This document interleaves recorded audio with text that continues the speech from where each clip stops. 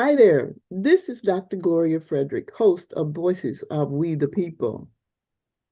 We the People, that's the opening words of the preamble of the United States Constitution.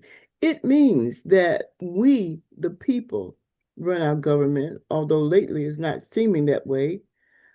We're supposed to be in charge. And so, what we want to do now is to reclaim our time, as they say in Congress. We want to reclaim our ability, our agency over what happens in our communities. This is a podcast about how we see our communities and how we can help each other in our communities. And so, we're very fortunate today to have as our guest Courtney Patterson. Now, he said to me that he wasn't a doctor, but I don't believe him, but that's what he said, because he's so knowledgeable. I mean, it was an amazing conversation, and he's had this series of community engagement conversations over the last how many months? About 6 months, right? Or longer. And so I am, as I said before, I'm constantly fascinated by the people whom I meet, their the information that they're willing to share, and their knowledge of what's going on in Eastern North Carolina. So, without further ado, I want to introduce our guest today, who actually will introduce himself because he is so knowledgeable about so many things. As we've spoken, we've talked about the various issues around voting rights and around community engagement, community involvement, and community advocacy. Those are areas that he is infinitely familiar with. So he's given me permission to call him Courtney. So for this discussion, this conversation, I am Gloria and he is Courtney. All right. So, Courtney, could you tell us a little bit about yourself, your background, and what got you into advocating for voting rights and the myriad of other things you advocate for? Thank you so much for being here, and it is such a pleasure to have you talk about yourself. Thank you. Thank you so much, Thank you so much, Gloria, for inviting me here today. Thank you for the work that you're doing. Thank you for all that you're doing to get the word out, because our people need to know the word that you are actually putting out there, and to understand their government better. And I think this is what you're doing. But I grew up in the South, and I grew up in North Carolina. As a matter of fact, I live right across the road from where I grew up at. Except for college, except for working out of state for maybe 2 years of my whole life, I've been living in Kinston and Lenoir County. Uh, and my background started out very meager. We were a rural farm family. My dad raised tobacco, and also he saw the need to send his children to college, to send them to school. So he included great vegetable crops in to make sure we had extra money to be able to put away money for all of us, six of us, to go to college. And but in that time, this is in the early 50s when I started to school. And I started to school, we walked to school. I walked about 2 miles, maybe longer than that, about 3 miles to school one way, while white children at the same time rode buses to school and would yell obscenities at us as we walked along the road. And I went to a two-room school. That school, when I started the school, uh, actually had classes from the first through the seventh grade.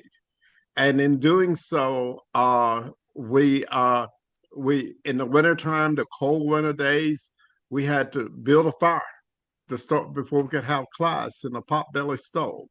Just to give you some idea of that part, that the thing that drove me to even what I do today. And so in doing so, just before and when they saw the threat of Plessy versus Ferguson, that was a Supreme Court decision that said that separate but equal. And when they saw that being threatened, they began to build some schools in the South. So they did. They built a school. And of course, you started at the fourth grade at that time and you went through the 12th. But prior to that, Black children had to go to school after the seventh grade. They had to find a way to go to Kinston into town to go to school. That was the only high school for Black children during that time. Not to mention the fact that we used books that were used by white children first and used up, so they had been discarded by them and given to us. Well, and this even happened as we moved into the newer schools. But anyway, so that's where I kind of started off. My background started there, being a part of the 60s movement. I was a student at North Carolina A&T during the times that we were doing the sit-down protests and what have you. But that's where, that's kind of my background. Hopefully that covers, I know you don't want to talk about me this whole time, so. Well, I appreciate that, but I'm not the guest. You are, so you get to talk. As we have spoken over the times about what got you involved in voting and in advocacy for communities, we started talking about what happened in Wilmington in 1898. And it's amazing how many people don't know what happened in Wilmington in 1898, nor do they understand how that, what happened, influences who we are and what we are and what we do today. So that's why I wanted you to talk about the Wilmington coup and to talk about how that's influenced, how you have come forward and been a community advocate and an advocate for voting rights. So could you talk about that? Certainly, Gloria, definitely can. Uh, you know, a lot of people call this the race riots. People call it a massacre. I say it's a coup d'etat. And it was the only successful coup d'etat in the United States of America, where a duly elected government in Wilmington, North Carolina, was overthrown. And it was overthrown by white supremacists. And at the time, prior to 1898, we had more people serving North Carolina in U.S. Congress than we have today. Uh, and uh, and the last person uh, elected served up to 1901.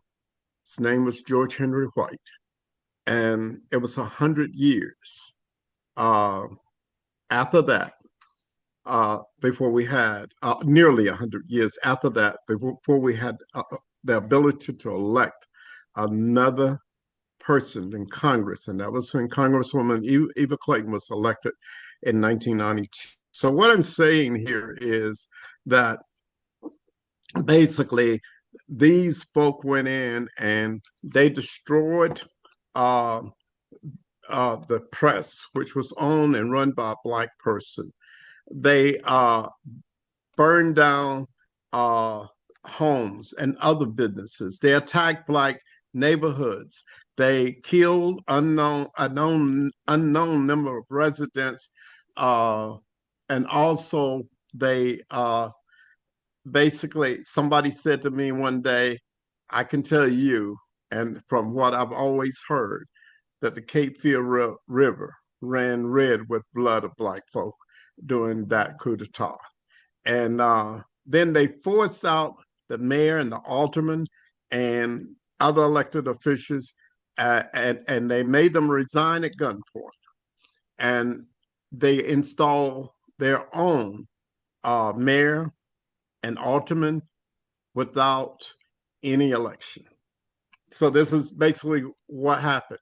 I mean, this was, and then post that, after that happened, they went back to Raleigh and they went ahead and they uh, passed all these draconian laws, such as poll tax, laws that would cause you to have to uh, count the number of jelly beans in a jar, or to recite to people who didn't even know whether you were reciting it right or wrong.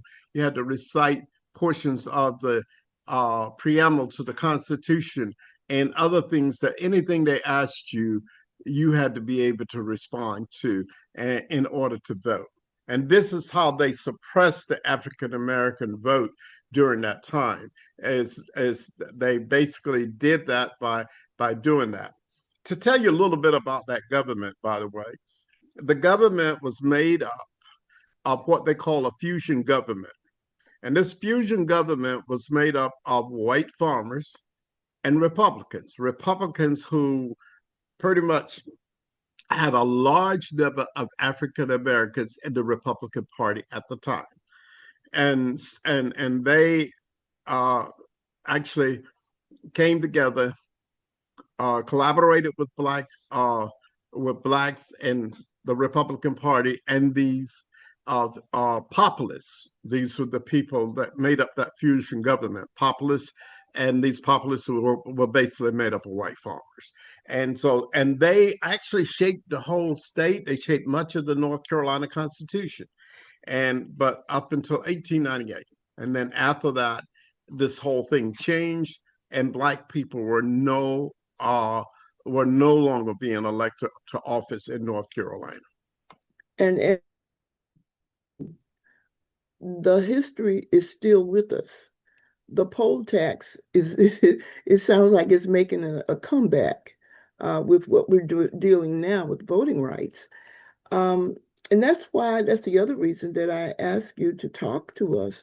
You know, we have to tell our story. We have to tell what happened and what is happening. And it's not just us as African Americans who are affected. It's all of us who want to have good government, who want to have responsive government, who want to have efficient government, and who want to have government that addresses our needs for housing, our needs for health insurance, our need for education. So I don't mean to steal thunder, but it's okay if we repeat a little bit.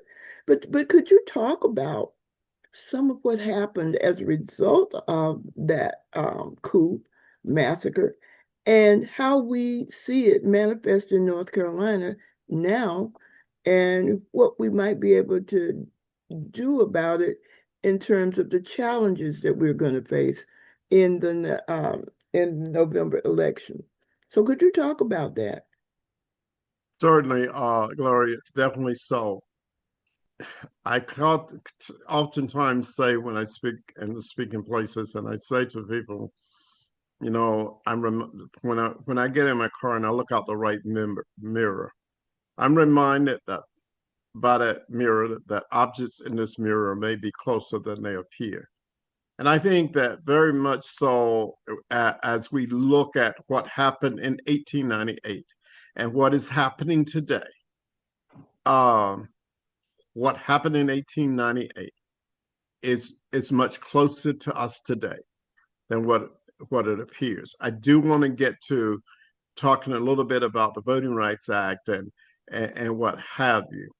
But what by this I mean our votes are being suppressed. In 2016, the U.S. Federal Court, then the Fourth Circuit, ruled that voter ID attacked African American voters with surgical procedure. And as we look at that, and as we look at what North Carolina has done by enacting voter ID, and this was a court thing that happened. As we look at nationally, in 2013, Shelby versus Holder. It's an Alabama case Mm-hmm. against the U.S. Attorney General. It gutted Section 5 of the Voting Rights Act. Section 5 of the Voting Rights Act gave something called pre-clearance. So places like counties in North Carolina that had a history of voter suppression, before they could change anything, it had to go either through the federal courts or through the U.S. Department of Justice. Before they could change anything, they had to get that approval, and so what?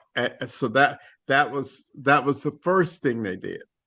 More recently, we're probably familiar with something called Louisiana versus, I think, Callis. And in that case, they actually ruled against Section 2. They changed the interpretation of Section 2 of the Voting Rights Act. And I want to go back right here, Gloria, to the Voting Rights Act, because it was in 1965. In 1965, that Dr. Martin Luther King went before the President of the United States, which was Lyndon B. Johnson at the time, and asked Lyndon Johnson for a Voting Rights Act. And he said, Martin, we just can't get that done right now. So, as Dr. King knew, he would go back, and he went back to the South. They organized a march from Selma to Montgomery. And on March the 7th of 1965, about 600 people led out to march. And as they crossed the Edmund Pettus Bridge, they were met by the Alabama State Police, where they were beaten with billy jacks. They were gassed. John Lewis almost lost his life on that bridge.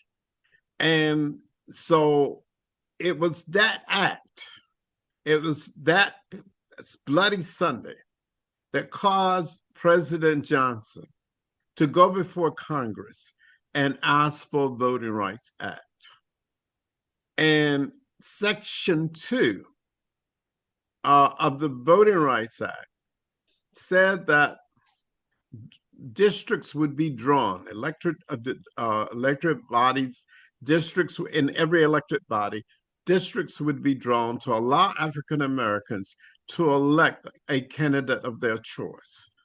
In North Carolina, in Congress, those two districts were the 1st Congressional District and the 12th Congressional District.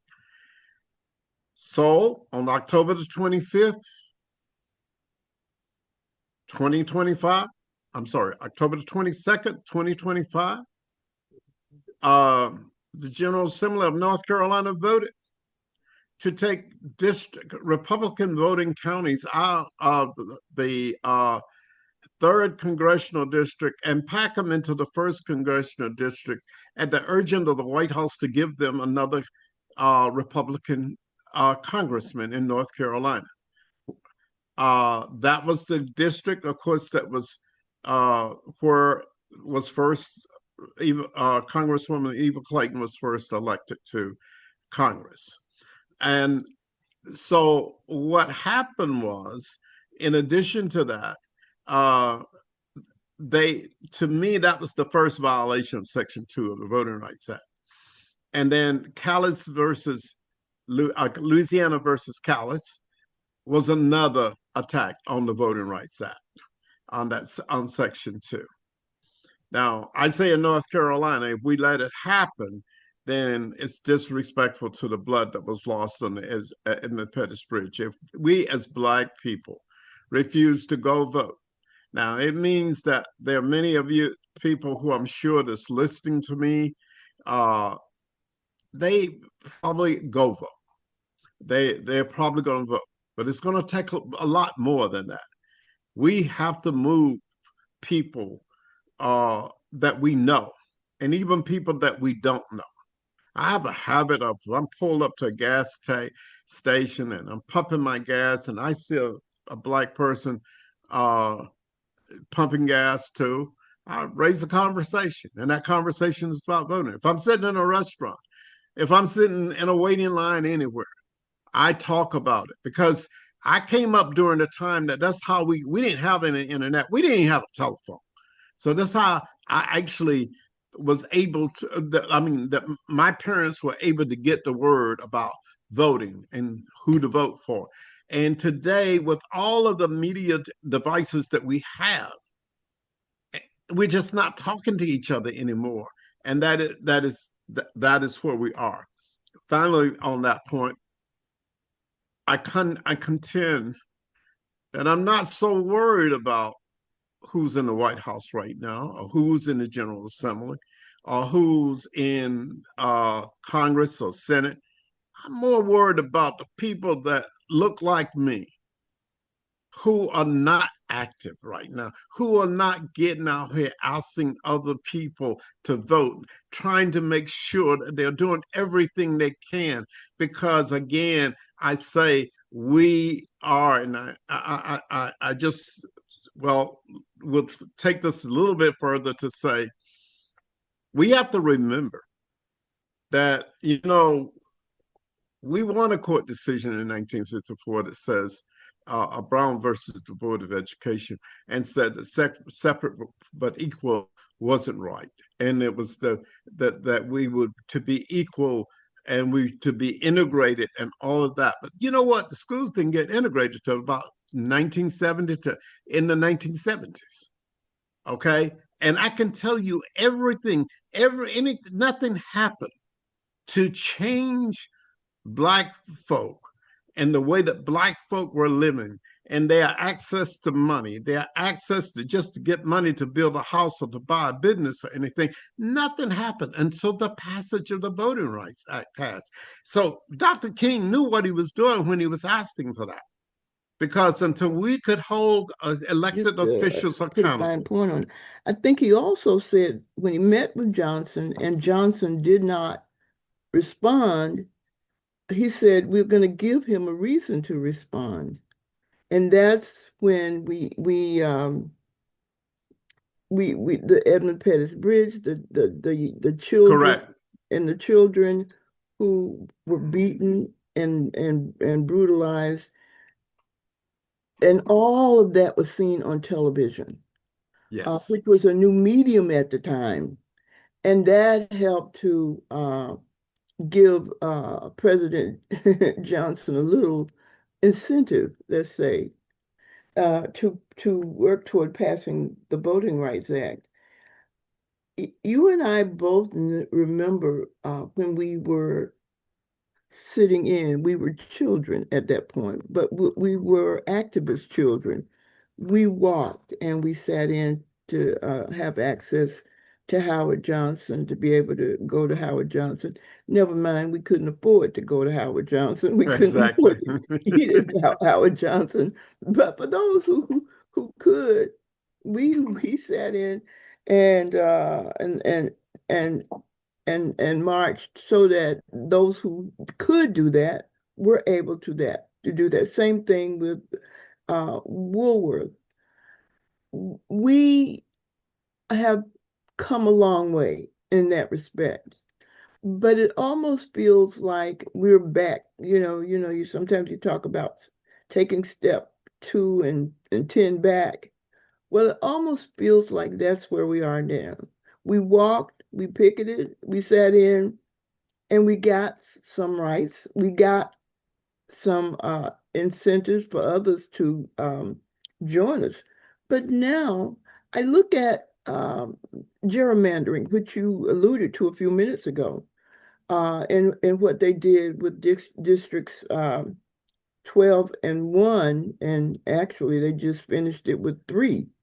But gerrymandering, can you explain that? What it's about and how it affects our ability to cast the vote that we want to cast? Can you talk about that a minute? Sure. Gerrymandering is, of course, Jerry was a man who apparently came up with this way of drawing districts, I guess. But anyway, and they call it gerrymandering. But gerrymandering actually robs people of power. What it does in many cases, it pack African Americans into single districts, meaning that they will not have the power to affect legislature when they're packed in single districts. Um, and what they do, they do this by carving out districts. Whether it can be on the city council, it can be on the county commissioners, it can be on the school board, it can be in the North Carolina General Assembly, and definitely it can be in the U.S. Congress.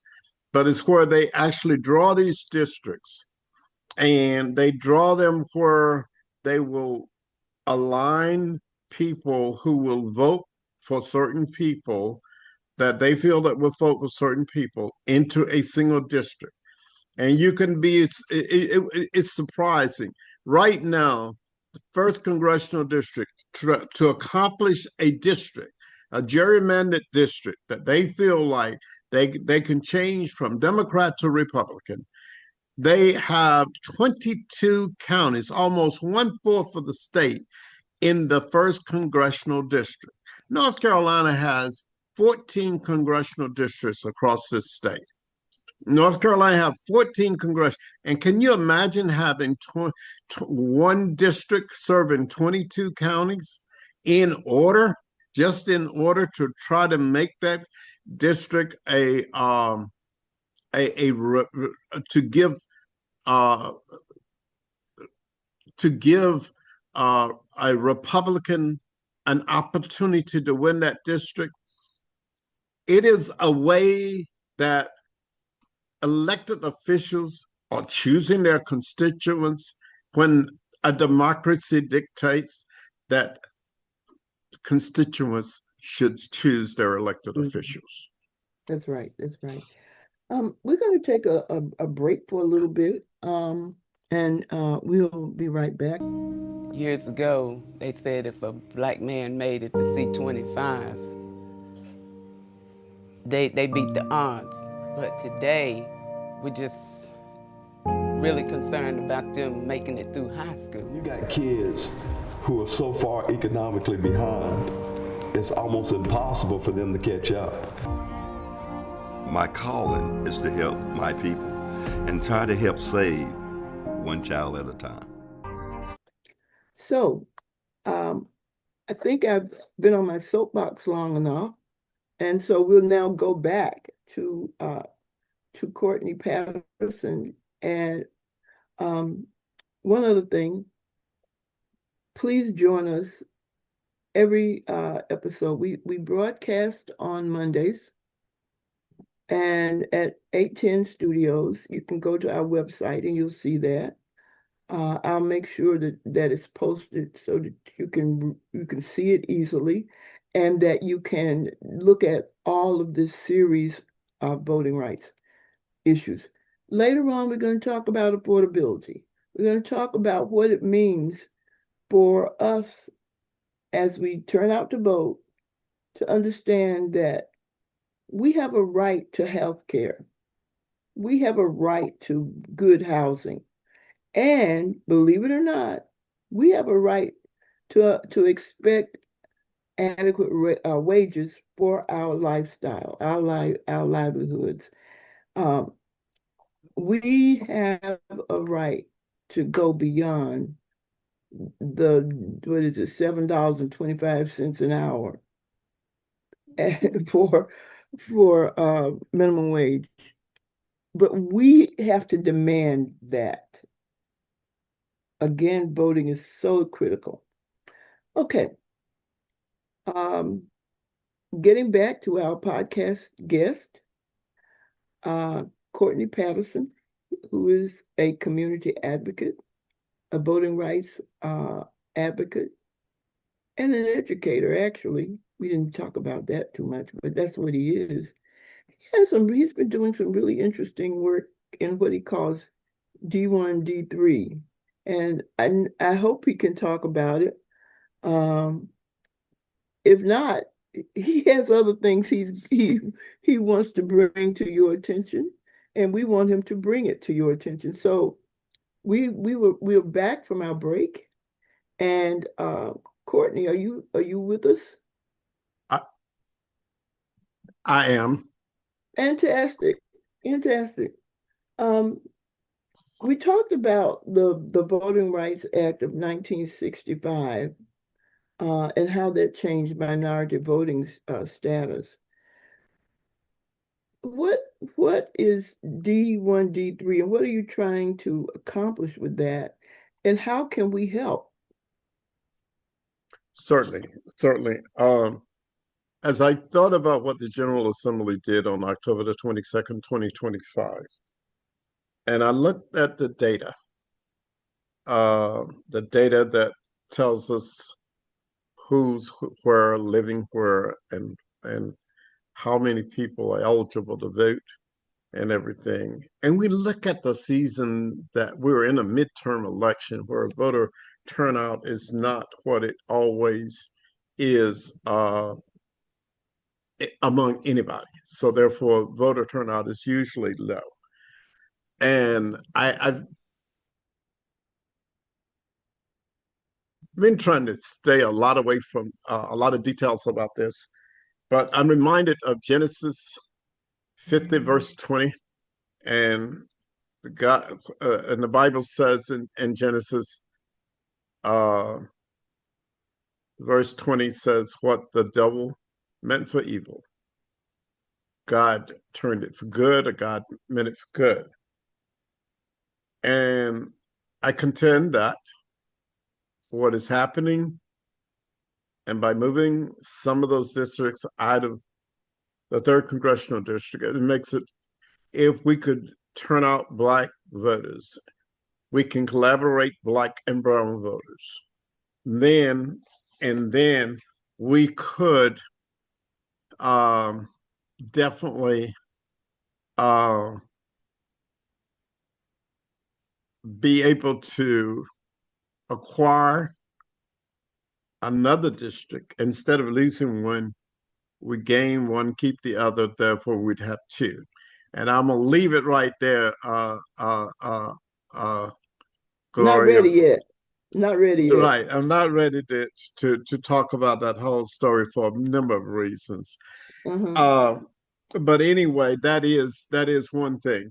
I do want to. Something that I like to share with your listeners that just happened the other day. I just onboarded an intern for the summer, and each year I get an intern in my work for a student, usually from the University of North Carolina, students who are pretty much, very smart students that are there, and that the group of interns come from.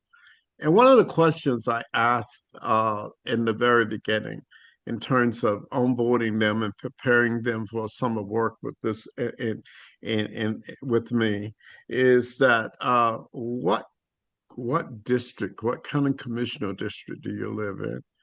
What state house district, what Senate district do you live in? What congressional district do you live in? And most of the time they can't tell me. Most of the time they can't tell me. And I contend that when people don't know this, then they don't know how to interact with their elected officials. So they see no value in that, and it causes it causes voter apathy. So anyway, so this young lady decided. She said, "Well, I think," she named most of them, but then she said, "I'm not sure about this one." And I said, "Well, okay, let's go to voter lookup and see what's happening here." And because if you go to voter lookup on the state website, the State Board of Elections website, you can look up who you are. Your voter registration. You can look up your voter registration. It tells you what jurisdiction you live in, whether it's the school boards, Congress or what county commissioners or what have you. She went to do it. And this young lady's from New Halifax County. And she said, we could not find her. Well, it turned out, for whatever reason, her name was purged. So I want to contend, and I want to say to our listeners today, if you would, make sure, don't take it for granted that you are a registered voter. You make sure, because there is some stuff going on right now where people are justifying removing folk from the voter file for whatever reason. And a lot of people being moved, but just simply because of not putting their Social Security number or their driver's license in column 3 of the voter registration application. And then there are other reasons people get moved, because somebody challenged you and you missed the mailing about it, and you don't. So just encourage, not only do you, but how people check their voter registration on a constant basis. I do mine. I check mine all the time, just to make sure that when I want to go vote and vote a regular ballot. I'm sorry if I went a little bit too long on that, but that's I want to add to that. I'm sorry. I want to add to that because going to the State Board of Education, of elections, election. yeah, and figuring out if you are registered to vote. When you find out you're registered to vote, you also can find out the ballot for the upcoming election. You can Yes. find out who's running for what office. And it will also give you your voting place. It will tell you what your precinct is, where your polling place is. So it's a really good resource to not just have, but to use and to share it with your neighbors and friends and the folks on the street, because it gives you such solid information. And as Courtney has already said, you can check to make sure you are registered to vote. You can all, in North Carolina, I think they're purging about 124,000, something like that. No, Vote. it's really, it's really big. Yeah, And every time if someone dies, they get purged, they get pulled from the polls. But there are also ways like, for instance, if you've not voted in 2 presidential elections, they will send you a letter. And if no one responds to that letter, they'll send you a second letter. And nobody responds to that letter, your voter registration becomes inactive. And then after that, after there's a period of time, and I don't remember the exact period of time, an inactive registration goes completely away. Now, any contact during that period of time with the Board of Election reactivates your voter registration status. But this is something, Gloria, that yes, you're so right, and all of that information, ncsbe.gov is the website that you go to, and you go to voter search, and that's where you can get that information. right. We're approaching our time when we need to unfortunately say goodbye. But one of the things I wanted you to talk about, and you've been talking about it kind of off and on, but mobilizing. You're talking about it now. You're talking about how important it is. Talk about how we can, you are working with mobilizing the community and what you can share with us as to how we can best proceed with trying to mobilize our communities. So what happens here is we have to do everything we can, not only to vote and to have a voting plan ourselves, but to make sure others have a voting plan, a plan to vote, uh, to plan to vote. And as they do that, they will plan to help others vote.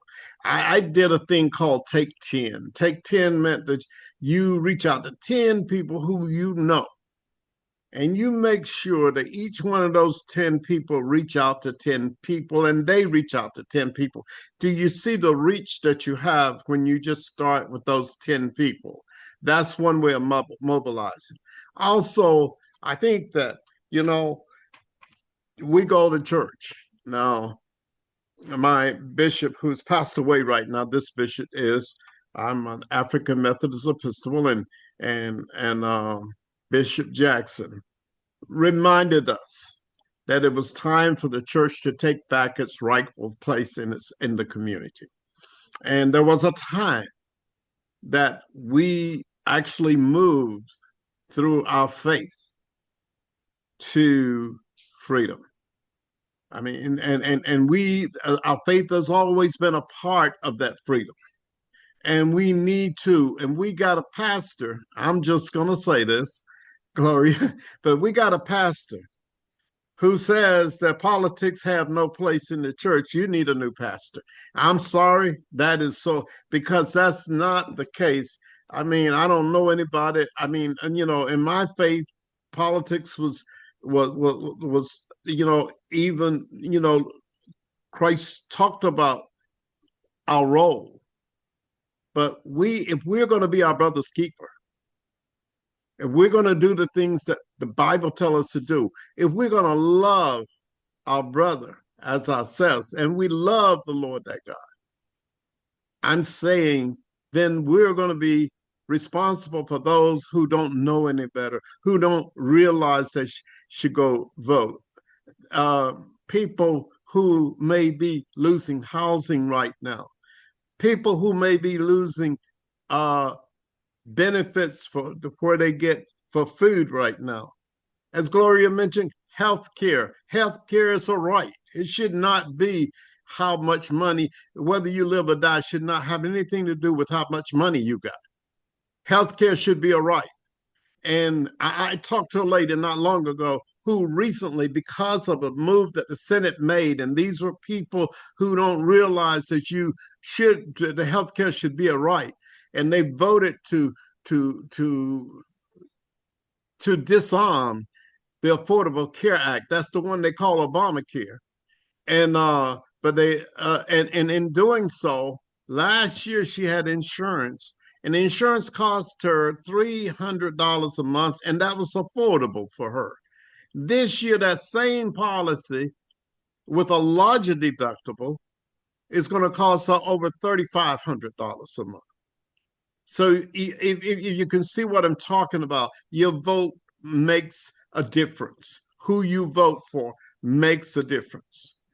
And then we need to, some people may not know that.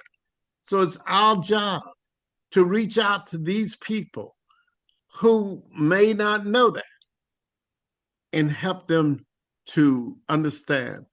They're not doing it for themselves necessarily. They're doing it for their children. They're doing it for their grandchildren. They're doing it for those that are even yet unborn. And I truly believe that if we do not turn, and if we turn this thing back, where people, our elders, fought for, many gave their lives, many gave their jobs, many did all kinds of different things in order for us to have a better life. Thinking of the people who attempted to cross the Edmund Pettus Bridge. And if we do not respect that enough to get out here and fight, I think God has a special place in hell for us. I truly do. It is, you know, we didn't get here by ourselves. We got here because somebody paid a price. And we need to respect that price. I think that was well said and very strongly put, because that we need that. You know, the other thing that's happening right now is we were talking about being disenfranchised. The SAVE Act has not been passed in Congress. And could you talk about what it is and how we can, in our communities, mobilize our neighbors, ourselves, our friends, to try to fight back against the SAVE Act? Could you talk about that? Certainly, I can. Certainly, I can.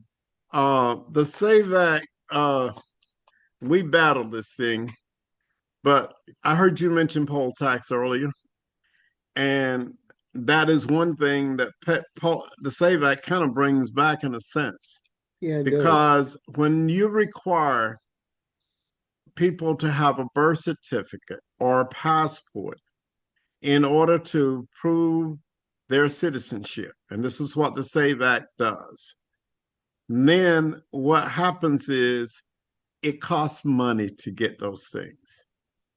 Gloria, I grew up in a time that, and for most of my life, African American babies were born and delivered by midwives who did an excellent job of helping a mother to deliver a child.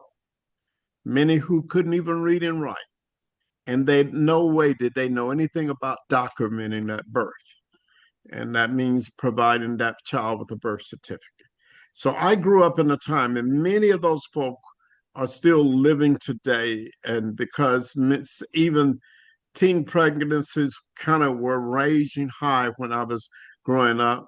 And there were two reasons. One, in most cases, they could not, hospitals were segregated, and Black women, Black mothers couldn't necessarily go to most Black hospitals.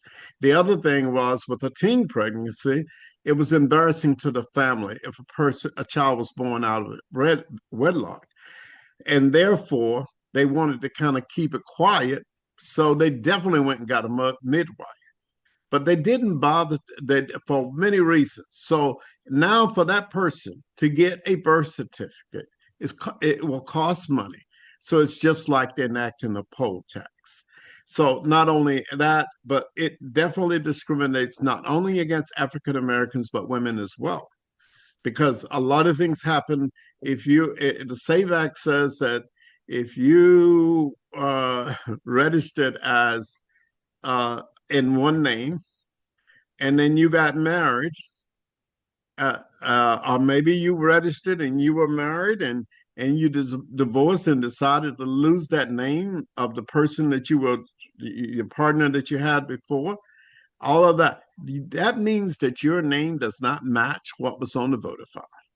And that being the case, then therefore you have to redocument your birth, and prove that you're a citizen. And so that is one of the big things. Now there are a lot of other things in the SAVE Act that's going to cause grief to all of us. And the thing is, this whole thing about make elections great again, to me, make America great again also. I think both of those things are synonymous in the sense that it's saying to people, it's code for make America white again and make elections white again. So we need to be paying attention. We need to be paying attention as to who we elect to these bodies, who are making laws that would determine our destiny and the destiny of our children and our children's children. I think you are onto something. I know in some of our precincts, they have a letter writing campaign going on now to their elected officials about the SAVE Act, because it's critical that it does not get passed, because it will wreak havoc in voting, and that's exactly what was intended. And as you point out, it doesn't really matter with the SAVE Act. although it might have been intended for African Americans, it really doesn't matter because as women, if you are married and then you didn't change your name, and then you register to vote in another name and not being able to vote. That's what we are confronting. We've had such a great chat. I wonder, Courtney, is there any last words that you would like to leave with our audience? Um, I know we didn't talk about this part, but I wonder because you've been so forthcoming with so much information, history and the Voting Rights Act um, and what's going on now. I wonder if there are, like last words that you would like to leave with our audience, in terms of resources, in terms of what they might be thinking about for the upcoming election, how to, in a sense, put up their sword and shield so that they can vote and withstand the challenge if there's a challenge to their voting. So if you have any last words, please. Sure thing. There's a whole lot, and I don't want to invade your time in the way that it would take all the time. But I do want to say that one, this is a very crucial time. And if we ever needed to vote, we need to vote now. If we ever needed to vote, and when I say if we ever needed to vote, it don't mean we ever need to vote. It means that we need everybody to vote, everybody who look like us, especially, and what have you. We are a great people. We are people who have come from the bellies of a slave ship to the presidency of the United States. So don't say we can't do it. We've done it, and we can do it again. But we cannot just sit back and enjoy those things, those few things that we have right now, because they are threatened. They are very threatened. When we look at what's happening in our military right now, we look at, is it a good example of what's going to happen to the rest of us? African American officers and generals and lieutenant colonels and colonels are not being promoted anymore. And that's a fact. People who are in decision-making positions are accused of being woke and not and being and just being pushed out of office. We cannot focus on the White House. We cannot focus on the General Assembly or Congress. What we have to focus on is what we can do for ourselves, because the Democratic Party's not coming for us, the Republican Party's not coming for us, and if we don't come for ourselves, no one is coming for us. And we owe it to ourselves. We owe it to ourselves to do all that we can to make sure we win. Win means make a better life for our people. Thank you so much, Courtney. You've been listening to Courtney Patterson. He is a community advocate. He's a voting rights educator and voting rights advocate. And we are happy that he joined us today to apply what he knows and to help us apply what he knows and add it to what we know. Thanks so much for his perspective on voting rights, on mobilizing, and on the future for us as we look forward to November 2026, the midterms, to vote. And to our audience, don't forget you can go to our website, voiceofwethepeople.com, and give us your feedback on today's program. You can also suggest future programs and topics. Take a look at our podcast by going to 810 Studios. It's on our website, so you can go there and see past episodes and I'll check our website for future upcoming episodes. And before we go, I want to give a shout out to our podcast team. Tamika Robinson. She is our manager and director, and she's so good at it. And and to James Frederick, my husband, who is all things tech, and to you who come up with great ideas for our podcast topics, for guests for our podcast, and for just helping us to think about what we're doing. We're grateful for that. And we also want to keep ourselves going, so we need sponsors, and we need to have those who can support us, donors, good friends who will drop a few coins for our way. And I want to leave a thought with you before we leave, and that is this. And it's a quote from a little bit of a quote from Dr. King's "I Have a Dream" speech. And what he says is he talks about the fierce urgency of now. And what he does is to give us an immediate call to action. This is where we are, an immediate call to action, the fierce urgency of now. This is Dr. Gloria Frederick, your podcast host. Thank you so much for joining us, and we'll see you next time on Voices of We the People.